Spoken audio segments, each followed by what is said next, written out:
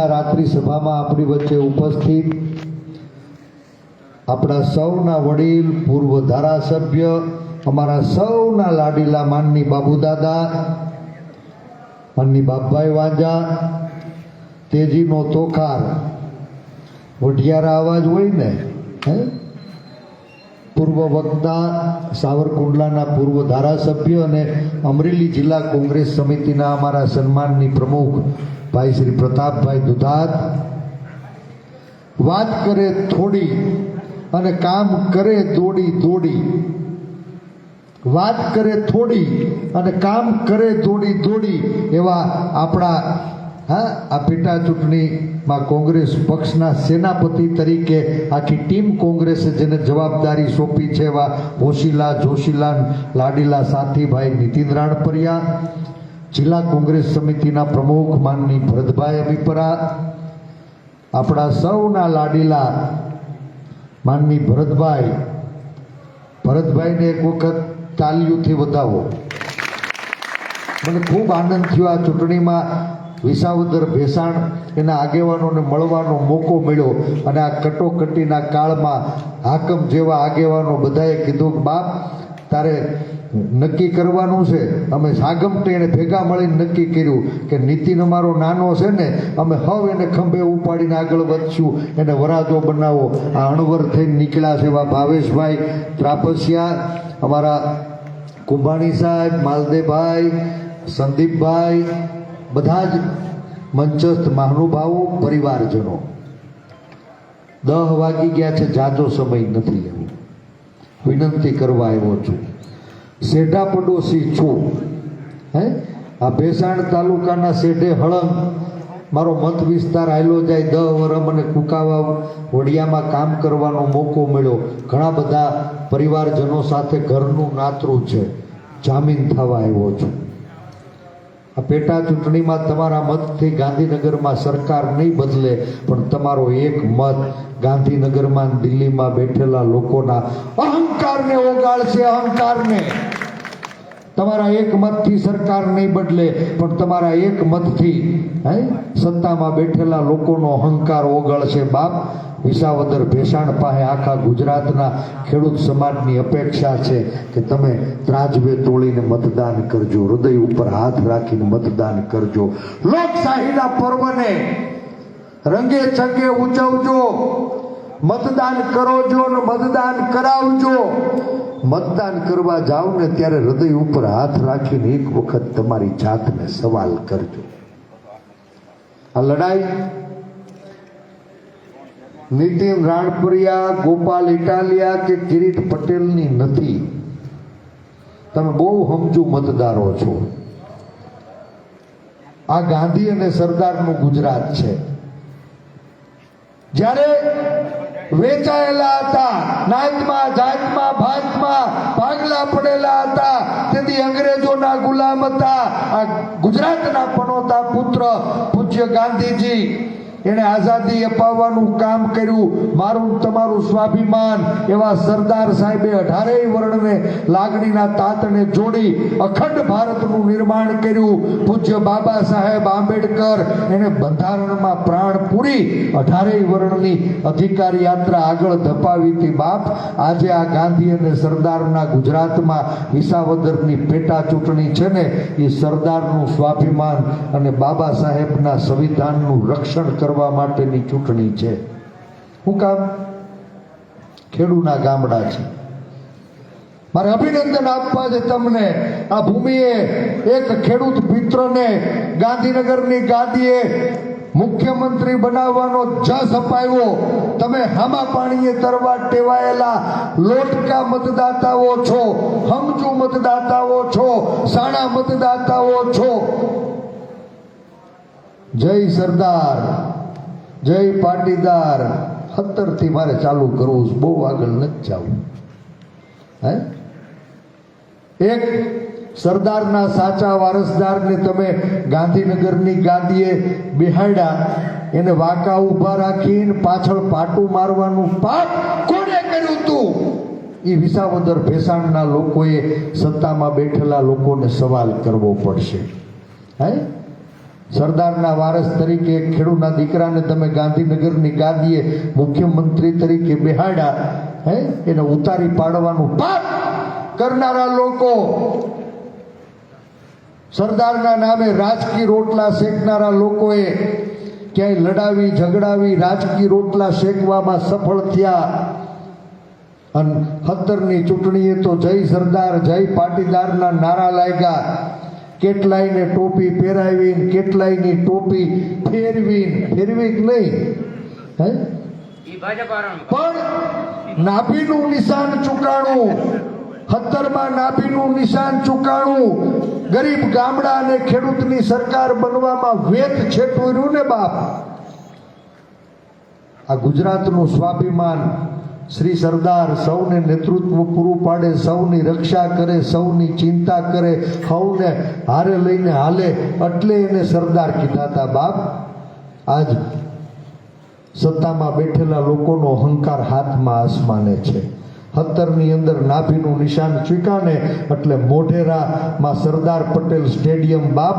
સરદારના નામ ઉપર નહીં, મારા ને તમારા સ્વાભિમાન ઉપર થોડે દીએ કાળો પીછડો મારીને મોદીનું પાટિયું કોને લટકાયું, આ પૂછવાનો સમય આવ્યો છે.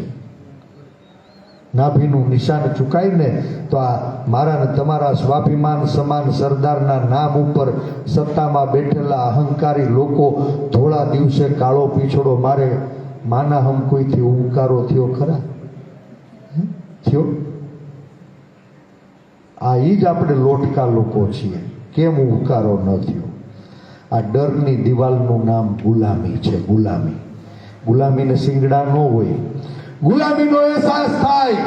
ગુજરાતનો ગરીબ, ગુજરાતનું ગામડું, ગુજરાતના ખેડૂત આ ગરીબ ગામડા અને ખેડૂત વિરોધી ભારતીય જનતા પાર્ટીને ઓળખી ગયા છે. એને ફરી પીવાનો નિર્ણય કર્યો, અને ફરી પીવાનો નિર્ણય કર્યો ને એટલે વળી પાછા આધુનિક અંગ્રેજોએ મારી તમારી વચ્ચે સત્તા વિરોધી મતને વેરણ છેરણ કરવા માટે ભાજપના બગલ બચ્ચા સમાન આમ આદમી પાર્ટીને પેદા કરી. પ્રતાપભાઈએ ખૂબ સાચી વાત કરી.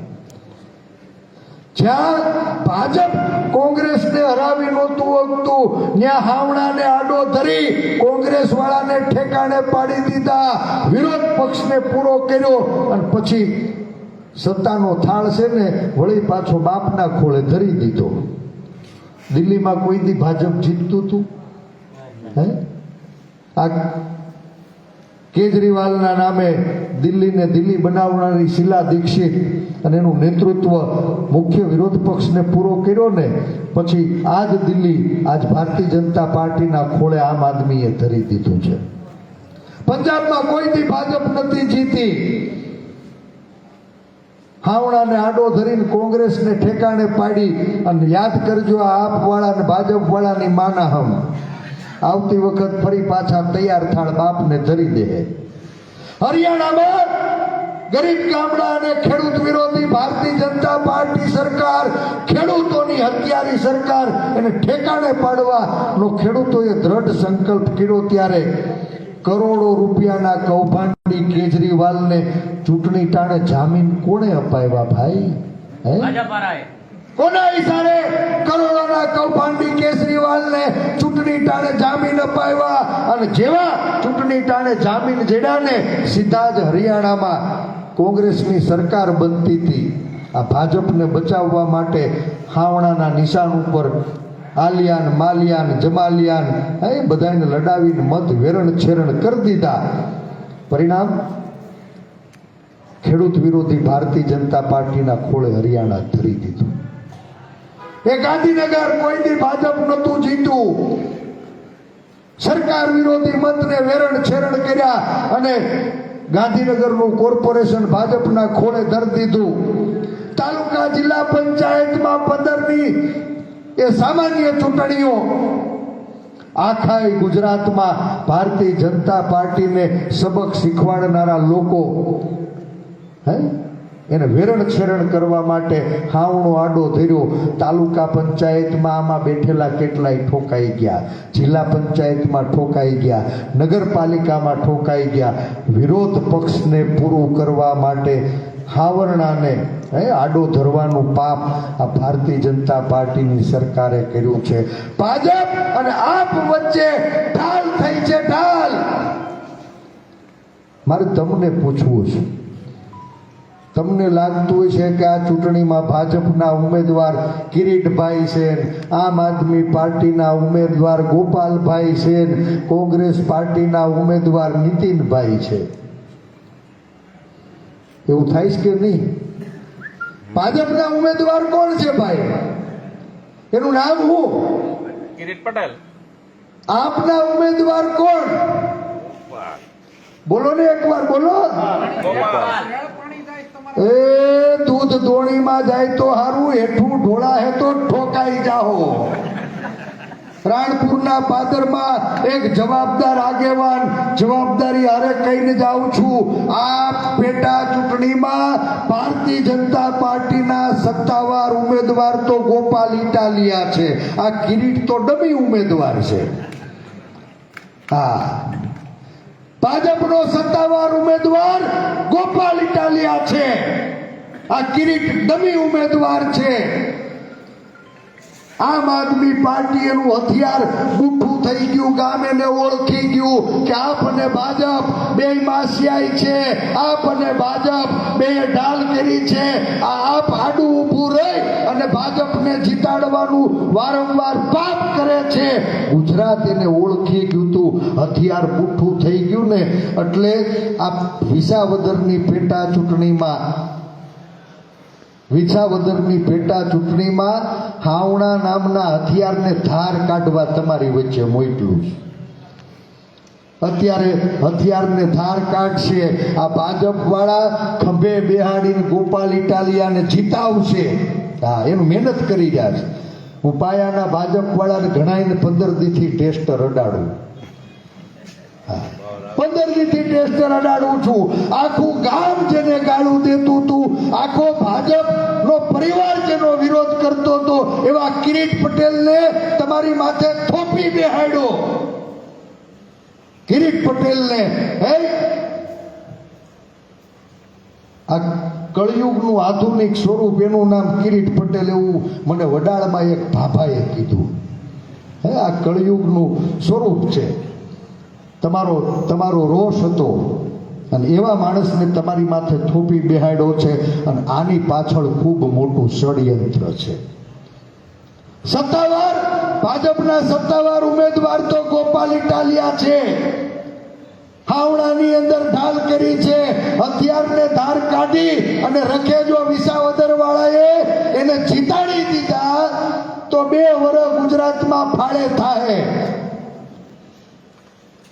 આયા મારી કરતા જાદુ તમને હવને બોલતા આવડે. આ ગોપાલ ઇટાલિયા ભાજપ વાળાને મા બેન સિવાયની બધી ગાળું દીધી છે. દેશ કે નહીં? તમે કોઈ એકવાર આયા ભાજપ વાળાને જોરથી તુકારો કરો તો શું થાય? હે ભાઈ, તમે ભાજપના એક ઉમેદવાર એની પાસે મંડળીના પ્રશ્નો લઈને જાહેરમાં સવાલ પૂછો તો શું થાય? પોલીસ વાળા ઉપાડી જાય. આ 2 મહિનાથી ગાળું ખાઈ અને મત ભેગા કરવાનું મશીન એવા ગોપાલ ઇટાલિયાને તમારી વચ્ચે મૂક્યા. રખેને જો આ પેટા ચૂંટણીમાં ભેસાણ વિસાવદરના મતદારોએ ભૂલ કરીને રખેને આ 25ની પેટા ચૂંટણીમાં આપ જીતીને તો ફરી પાછા હતેવીમાં ગરીબ ગામડા અને ખેડૂત વિરોધી એનો બાપ આખા ભાજપ આખા ગુજરાતમાં જીતશે. 35 વર્ષથી ભારતીય જનતા પાર્ટીની ગુજરાતમાં સરકાર છે કે નહીં? હે, એનાથી ગળે આવી ગયા. 18 વર્ણમાં ઉકળાટ છે. પેલા મુસલમાનને માર્યા, પછી દલિતોને દબડાવ્યા, પછાતોની પીડા વધારી, ગામડા ભાંગી નાખ્યા, ખેડૂતોને તોડી નાખ્યા.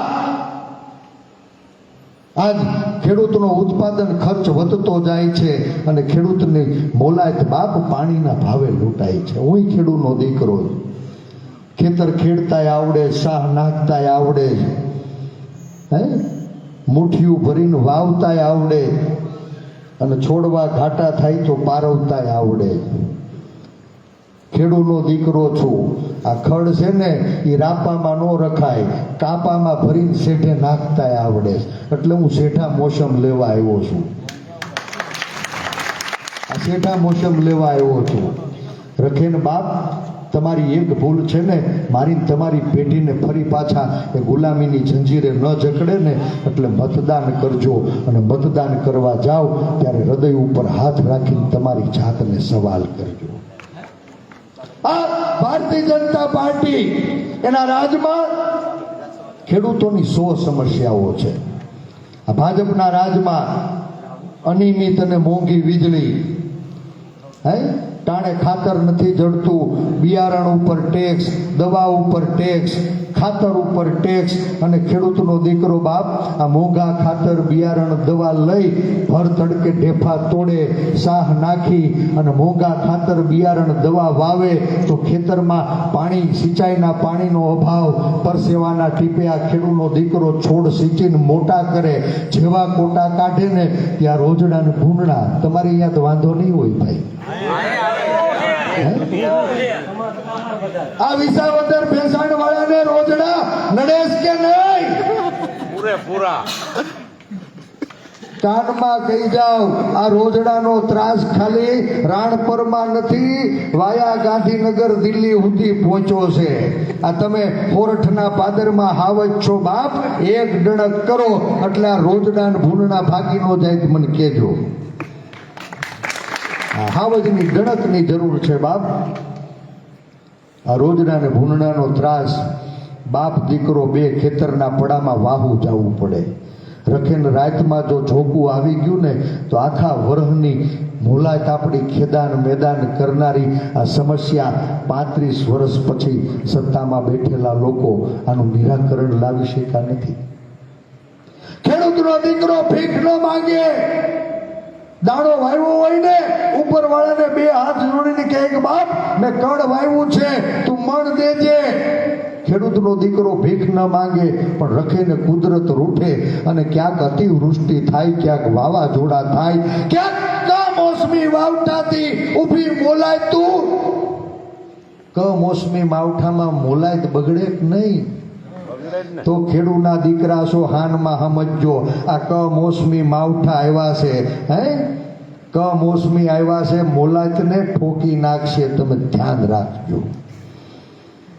કમોસમી માવઠામાં ક્યાંય મોલાતને નુકસાન થાય ને તો આ ભારતીય જનતા પાર્ટીની સરકાર ખોટે ખોટા સર્વે કરાવ્યા, કોઈને સહાય મળી ખરી ભાઈ? કોઈને સહાય મળી નહીં. અમે ખેડૂના દીકરા એ ઢેફા તોડીને ધાન પૈકવું અને એમાંથી પ્રીમિયમના પૈસા ભર્યા. 1986 થી રખેને ખેડૂતનો દીકરો વરહ ભેગું હોય ને તો બાપ એની તાવડી ટેકો ન લઈ જાય એટલે પાક વીમા યોજના શરૂ કરવામાં આવી હતી. આજ 5-7 વર્ષ થયા ખેડૂતની પાક વીમા યોજના ને ભોમા ભંડારવાનું બાપ આપ અને એનો બાપ ભાજપની સરકારે ભેગા મળીને કર્યું. આને ઓળખવાનો સમય આવ્યો.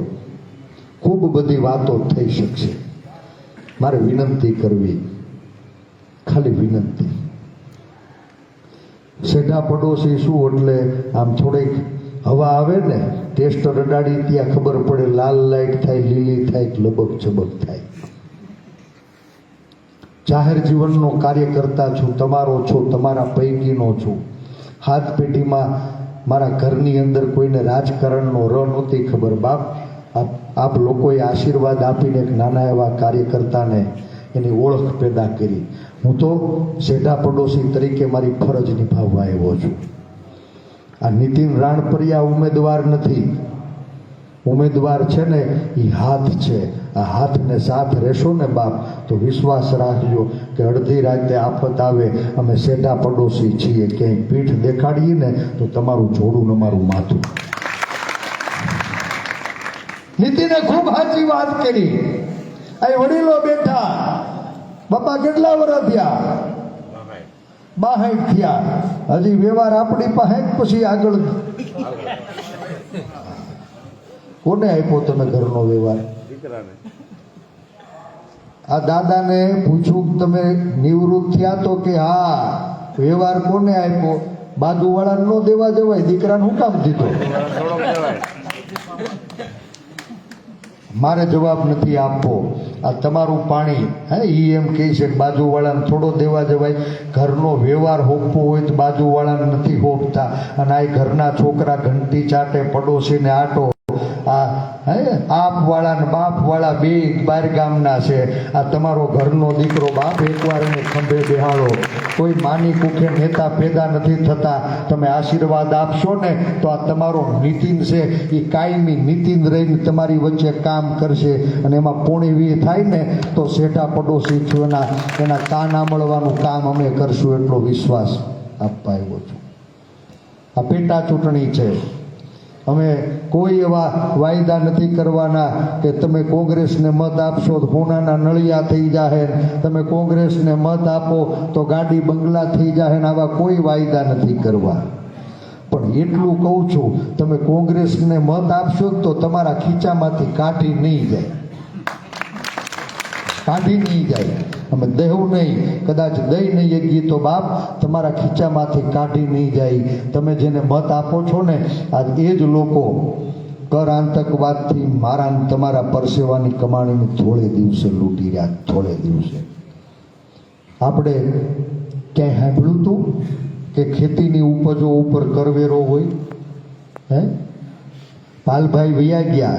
આખા ગુજરાતમાં જમીન માપણી, સેટેલાઇટ જમીન માપણીનો સૌથી પહેલો મુદ્દો આ તમારા કાર્યકર્તાએ 2016માં ઉઠાવ્યો હતો અને કીધું હતું કે બાપ આ તમારી સેટેલાઇટથી જમીન માપણી અમારા ખેડૂતોના ઘરમાં ભાઈઓ વચ્ચે વેરઝેર પેદા કરાવશે. નો સમજ્યા. ખેડૂતનો દીકરો માનો જેનો ભાઈ બાપ દાંડો ભડકે સા હાંડો થાય તો માથું ફાડી નાખે. 20 વર્ષ બાયદા 2 વીઘા વેચાઈ જાય ને તો એ શેઠાના સમાધાન ન થયા. અને એ શેઠાના સમાધાન માના જીના ભાઈ હારે ન થતા હોય એના કોક 2-5 વીઘા સેટેલાઇટથી માપી અને કોકને દઈ તો શું થાય? હે ઘણા બધા મુદ્દાઓ ચર્ચા કરશું. પણ આ લડાઈ એ સરદારના સ્વાભિમાનની લડાઈ છે.